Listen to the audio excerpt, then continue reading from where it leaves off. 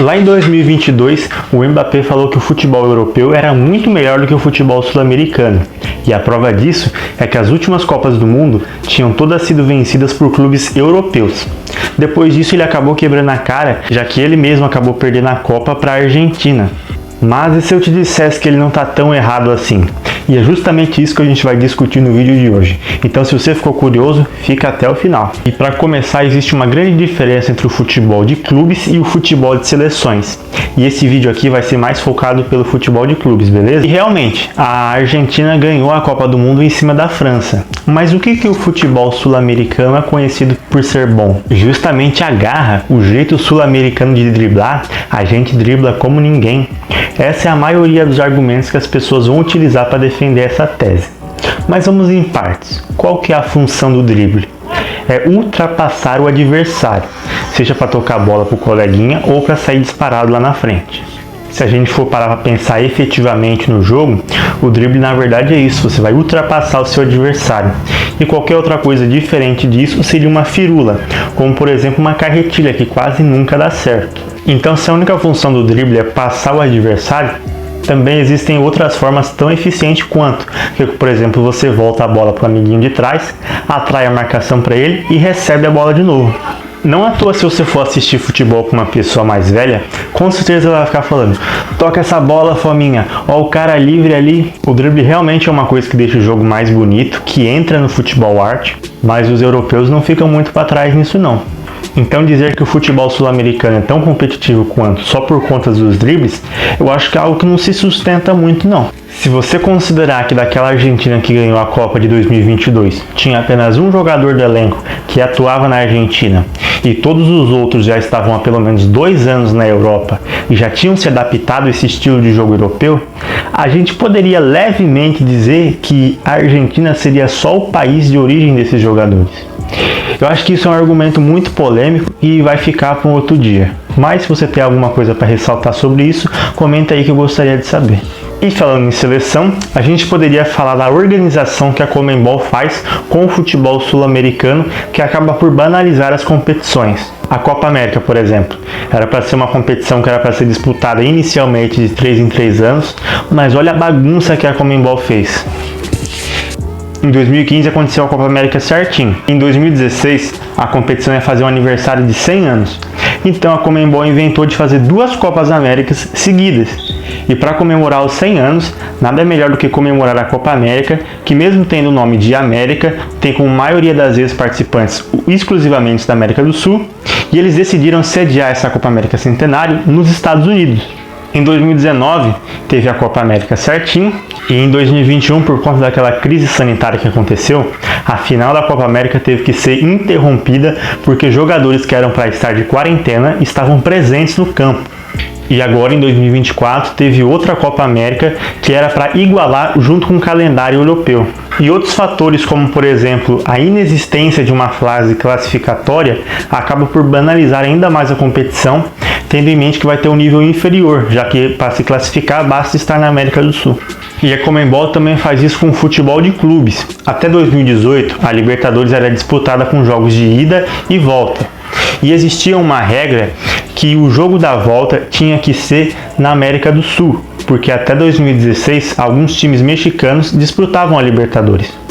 Lá em 2015 nós tivemos a final entre Tigres e River Plate. E se a gente fosse olhar pelos critérios de classificação, o mando de campo da volta era para ser do Tigres.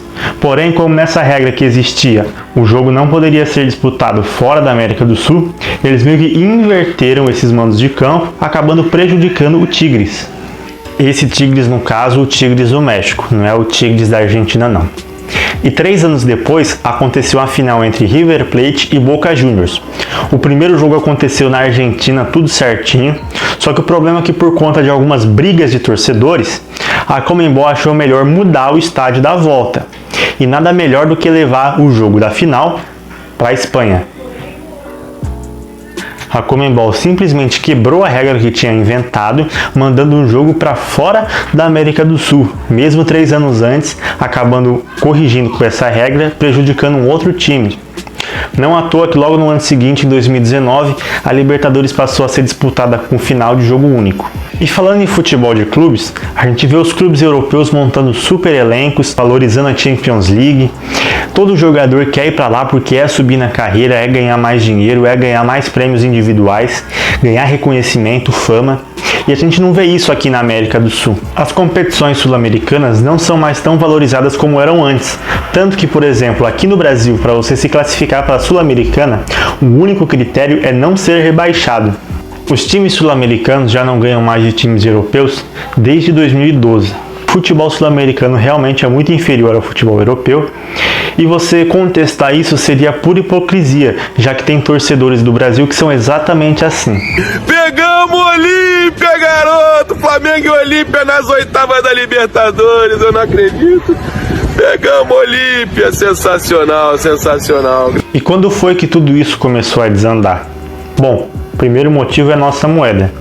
O real perdeu 90% do poder de compra em 30 anos. Isso significa que se você tivesse 100 reais lá em 1994, hoje ele equivaleria a apenas 12 reais. Se a gente pegar hoje a Premier League, que é considerada a liga mais competitiva do mundo, e lá eles usam a moeda que é a Libra. Lá nos anos 2000, uma Libra equivaleria a 3 reais. Hoje, uma Libra equivale a R$ 7,20.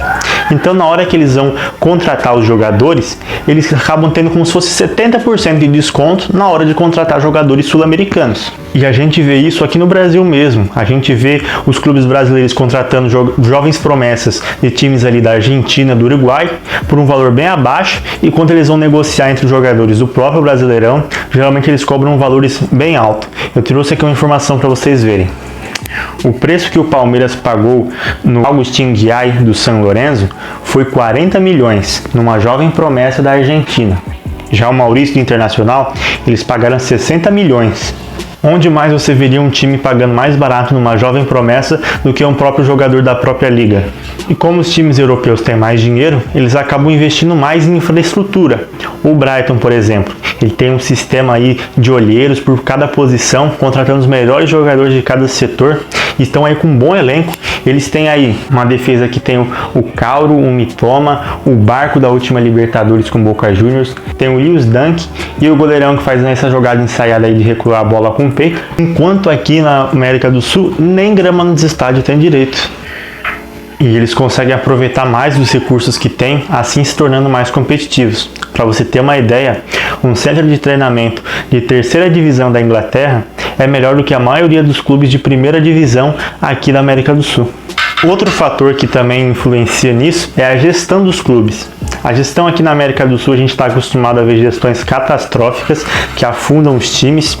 E uma das coisas que as gestões sul-americanas mais têm dificuldades é de reciclar elenco. A gente vê aí um time que fica ganhando tudo, e ou o time tem dificuldade para contratar novos jogadores quando esses estão se aposentando ou trocando de time, ou eles têm uma dificuldade para arrumar um novo esquema tático para fazer esses jogadores continuarem jogando bem, porque fica meio com um estilo de jogo já previsto, meio manjado, e acaba regredindo o futebol do clube assim desse jeito.